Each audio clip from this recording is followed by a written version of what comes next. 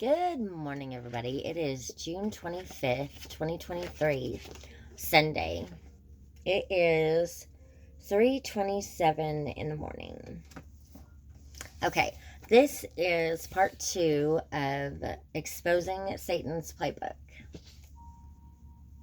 Introduction.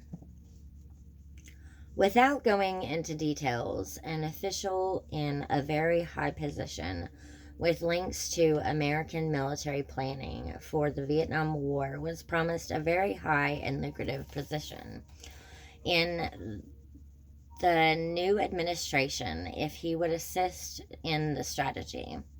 This man was copying the bombing raids and other information of the United States in Vietnam, which were secret plans, and handing over the information to an agent linked to the Russian embassy in Washington. The Russians were then transferring the plans to the Vietnamese leaders.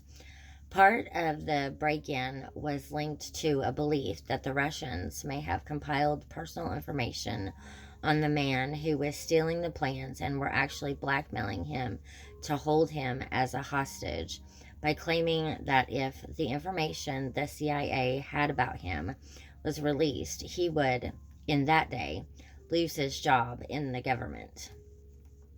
Before information of the Watergate break-in was reported in the Washington Post, Bill told Dad, "What I have heard is so damaging that if the American people who love this nation knew, it would negatively impact the future of Democratic Party."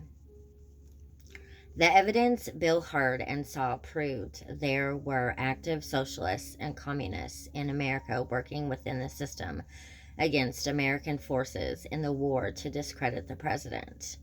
He stated, "It proves the higher-ups in the party are so pro-socialist, and some are communists in their ideology."